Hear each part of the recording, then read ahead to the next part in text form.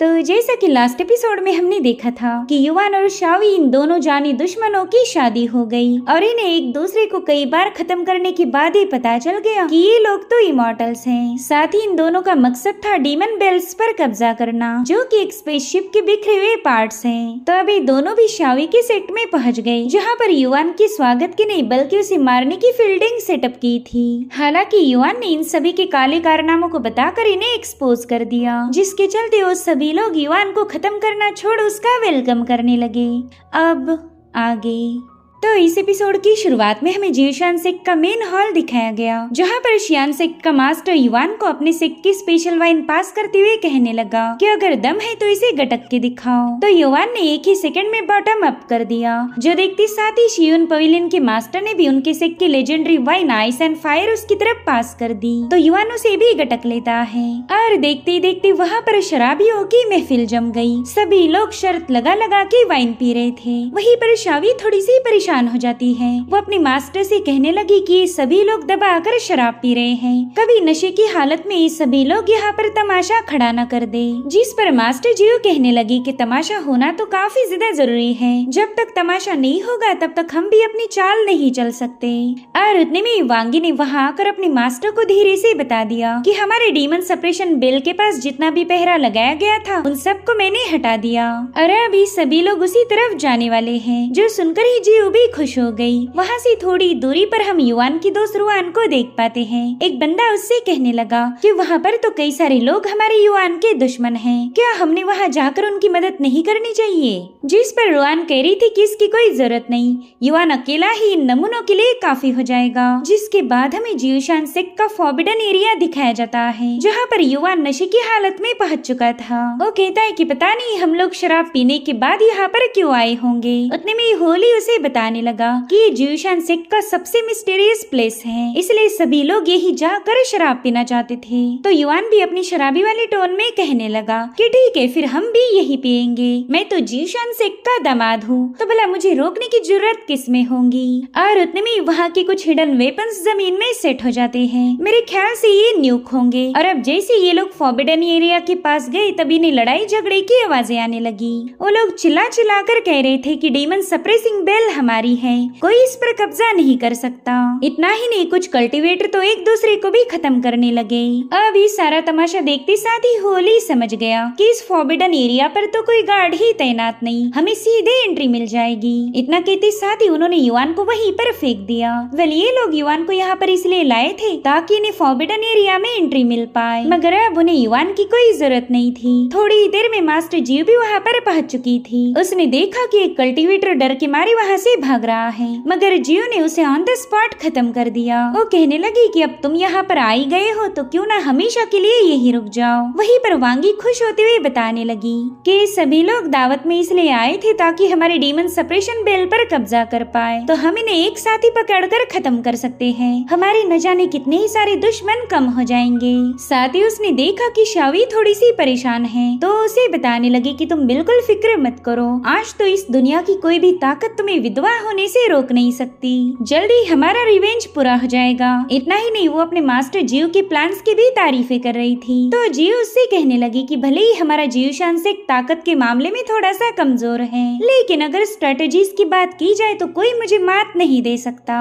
और उतने में वहाँ पर सेटअप किए गए एक्सप्लोजिव से एक बहुत बड़ा धमाका हो गया। उस धमाके ने वहाँ पर पत्थरों की एक बहुत बड़ी दीवार खड़ी कर दी थी ताकि ये लोग फॉरबिडन एरिया में जा न पाए। वही दूसरी तरफ ट्रेजर हॉल में सभी कल्टीवेटर्स आपस में लड़ाइयाँ करने में बिजी थे। मेरा मतलब वो इतने बिजी है कि वहाँ पर एक धमाका हुआ मगर फिर भी इन्हें कोई फर्क नहीं पड़ा। इधर जियो पूछने लगी कि आखिर ये धमाका किसने किया होगा। तो वांगी कहती है कि मास्टर इसके पीछे हमारा हाथ तो बिल्कुल नहीं था, मगर शावी तो तुरंत ही समझ जाती है कि ये सारा प्लान उसके प्यारे पतिदेव का था। वो दिल ही दिल में कहने लगी कि युवान तुमने तो चालबाजी के मामले में मेरे मास्टर को भी पीछे छोड़ दिया।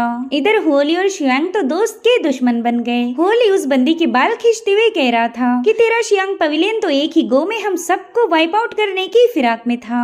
तो बंदी खुद को आजाद करते हुए कहने लगी कि देखो तो चोर उल्टा कोतवाल को डांटे, तुम हम पर इल्जाम नहीं लगा सकते क्योंकि मेरे पवेलियन की डिसाइपल तो यहाँ पर सबसे आखिर में आए। सो गाइस, इसी फॉरबिडन हॉल में वो डीमन सेपरेशन बेल थी और उसी बेल पर कब्जा करने के लिए ये लोग आपस में ही झगड़े कर रहे हैं। और उतने में युआन की भी वहाँ पर एंट्री हो जाती है। वो कहने लगा कि सभी लोग यहाँ पर ट्रैप हो चुके हैं, लेकिन तुम लोग यहाँ से बाहर निकलने की बजाय आपस में ही फाइट कर रहे हो। ये तो बड़ी ही बेवकूफ वाली बात हो गई। जिस पर वो कल्टिवेटर्स कहने लगे कि शायद ये सारी प्लानिंग इसी युआन की होगी। ये जीवशान सेक के साथ मिलकर हमारा खात्मा करना चाहता था, इसी ने हमें इस फॉरबिडन हॉल में ट्रैप किया है। और उतने में एक बंदा सीधे युआन पर अटैक करने रवाना हो गया। वो कह रहा था कि मैं अभी इसे खत्म कर देता हूँ, बाद में वो ट्रेजर हम आपस में बांट लेंगे। मगर युआन ने उसके पेट में अपना नी मारते हुए उसे दूर कर दिया।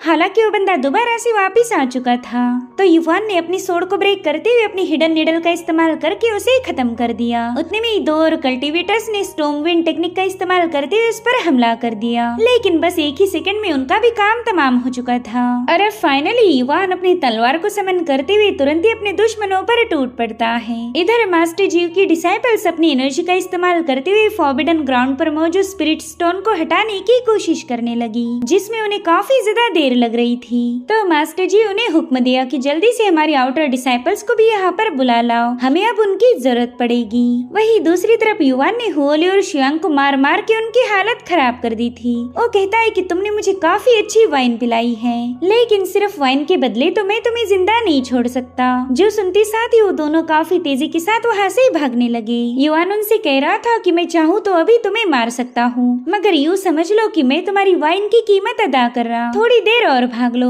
और उसके बाद तुम दोनों को मरना पड़ेगा। और उतने में होली और शियांग दोनों भी नीचे पटक गए। होली उससे कहने लगा कि प्लीज मुझे मत मारो, देखो मैं तुमसे वादा करता हूँ कि आइंदा कभी भी इस डीमन सेपरेशन बिल का जिक्र भी नहीं करूंगा। अरे जिक्र तो छोड़ो, मैं तो उसकी तरफ आंख उठा कर भी नहीं देखूंगा। मगर युवान ठहरा एक असासिन, भला वो इन लोगों पर रहम क्यों दिखाएगा। सो इस तरह से युवान ने इन दोनों का काम तमाम कर दिया। युवान कह रहा था कि चलो फाइनली यहाँ का सारा शोर शराबा खत्म हो गया, जिसके बाद युवान सीधे जाकर डीमन सेपरेशन बेल पर हाथ रख देता है और उसके ऐसा करते साथ ही उस बेल से काफी स्ट्रॉन्ग एनर्जी रिलीज होने लगी। साथ ही युवान सीधे उस डीमन बेल की इनर स्पेस में पहुंच जाता है, जहाँ पर एक सिस्टम इंस्टॉल थी और ये युवान की स्पेसशिप का कोई पार्ट होगा। वो सिस्टम उसे बार बार बताने लगी कि क्रिटिकल डैमेज डिटेक्ट हुआ है, जिसके चलते हमें सारी सिस्टम को ऑफलाइन करना पड़ेगा। तो fire control system, core database और कॉम्बैट स्टिमुलेशन, इन सारे फंक्शंस को ऑफलाइन किया गया। बस अब यहाँ पर एक ही फंक्शन एक्टिव था, जिसे बेसिक डिटेक्शन फंक्शन कहा जाता है। और उसी फंक्शन ने बताया कि 10 किलोमीटर के अंदर हमें एक बहुत ही पावरफुल एनर्जी डिटेक्ट हुई है, उसे जल्दी से कैप्चर करो। और अब उस मशीन की सारी पावर्स खत्म हो जाती है, जिसके चलते 1 बाय 1 उस सिस्टम अपने आप सारे फंक्शंस को बंद कर चुकी। युवान उससे कह रहा था कि फिलहाल तुम यहीं पर सेफ हो, मैं जल्दी वापिस आकर तुम्हें ठीक करूंगा। और अब वो स्पेस से बाहर आ जाता है। उतने में उसे वहाँ की चट्टान के ब्रेक होने की आवाज आई, तो फटाफट से वहीं पर छुप जाता है। दरअसल जियो अपने डिसाइपल्स के साथ वहाँ पर पहुँच चुकी थी। उसने देखा कि सभी लोग मर चुके हैं। उसके चेहरे पर तो स्माइल ही आ गई, मगर तभी युवान नशे में धुत होने का नाटक करते हुए उसके कंधे पर हाथ रख देता है। वो कह रहा था दोस्तों शराब पिलाओ यार, तुम सब रुक क्यों गए। तो जियो से गुस्से में कहने लगी कि तुम जिंदा कैसे बच गए, मुझे तो लगा था कि फाइनली मेरी शाओई विधवा हो गई, मगर तुम हो कि उसका पीछा छोड़ने के लिए तैयारी नहीं। और बताओ तुमने डीमन सेपरेशन बेल के साथ क्या किया। जिस पर युवान कह रहा था सासू माँ पता नहीं आप कैसी बहकी बहकी बातें कर रही, बेल तो वहीं पर है जहाँ उसे होना चाहिए था। शायद पी मैंने है लेकिन नशा आपको हो गया। जिसके बाद उन मरे हुए लोगों से कहने लगा कि दोस्तों यार तुम मुझे अकेला नहीं छोड़ सकते, चलो जल्दी से अपने जाम भर लो क्योंकि पार्टी तो अभी शुरू हुई है।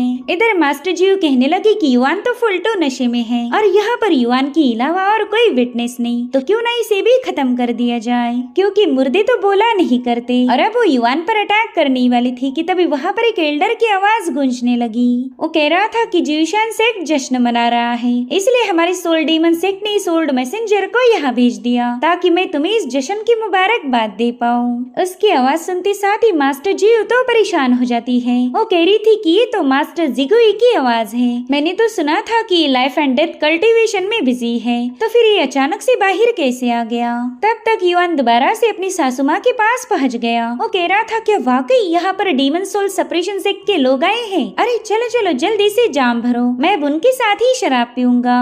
मगर जियो ने उसे गुस्से में आकर तुरंत ही उसकी बीवी की तरफ पुश कर दिया, जिसके बाद वो जिगुई से मिलने बाहर पहुंच जाती है। वो उससे गुस्से में पूछ रही थी कि बताओ तुम किस चीज की मुबारकबाद देने आए हो। तो जिगुई कहने लगा कि तुम्हारी डिसाइपल को इतना हैंडसम बंदा मिल गया, साथ ही डीमन सेपरेशन बेल को भी उसका नया मास्टर मिल चुका है। ये दोनों खबरें बड़ी ही स्पेशल थी। जिस पर जियो बताती है कि उस डिमोनिक सेपरेशन बेल की मास्टर मैं हूँ। तो मास्टर हंसते हुए कहने लगा कि जियो तुम तो काफी अच्छा मजाक कर लेती हो। देखो मेरे डीमन सोल सेक्ट के मास्टर ही उस आर्टिफैक्ट को क्लेम करेंगे। साथ ही इस मास्टर जिगुई ने जियूशियान सेक्ट को चारों ओर से घेर लिया था। जो देख शावी कहती है कि पतिदेव अब यहाँ का माहौल तो खराब हो गया। जिस पर युआन ईवल स्माइल करते हुए जवाब देता है कि माहौल खराब होने के बाद ही तो हम पंगे खड़े कर पाएंगे ना मेरी जान।